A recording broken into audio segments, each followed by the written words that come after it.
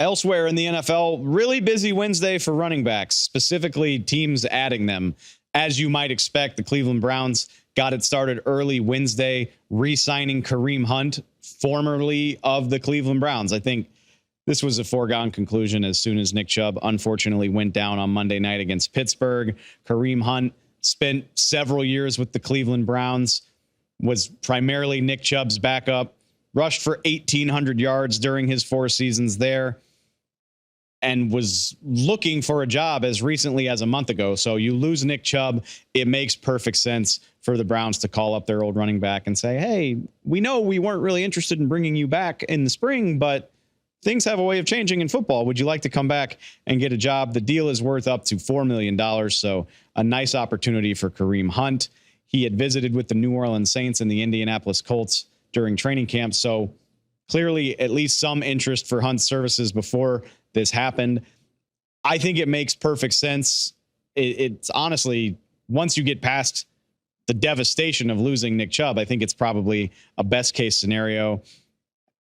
Guy's got 900 career carries with your team. He knows the offense. He's been with head coach Kevin Stefanski for his tenure in Cleveland. You're not going to have to take a long time to get him up to speed. Stefanski did say on Wednesday that he still views Jerome Ford as the Browns' lead back. If you remember, Ford had a really nice night after Chubb went down on Monday. At the very least, Hunt gives them some very needed depth after Chubb's injury. But again, this is a guy who's done a lot in the NFL, 1,800 yards as a Cleveland Brown. We'll see how the workload gets divvied up. I am curious to see how well this works. Kareem Hunt is, I believe, entering year 7 in the NFL. 2017 was his first year. So yeah, I think I can do math well enough to say that. Clearly, the Browns didn't want to bring him back for a reason. Not to say he's completely washed, but it's something to keep an eye on. I don't think you can underrate just how much Nick Chubb does for an offense. He's kind of like a bumper in bowling. Like if you're terrible at bowling, you pull that thing out to cover the gutter. So even if you have no idea what you're doing, things aren't going to go completely off the rails. That's how I view Nick Chubb.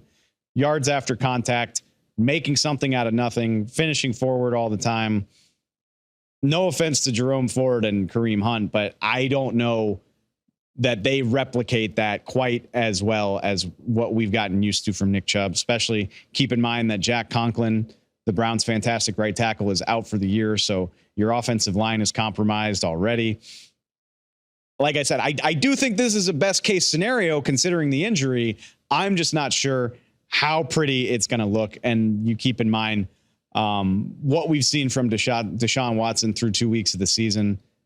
You're going to need to get into favorable situations. You're going to need your running game to keep him ahead of the chains as often as possible. Not trying to write the Browns offense off in week 3, but I also don't think we should underrate what a big blow it is to lose Nick Chubb.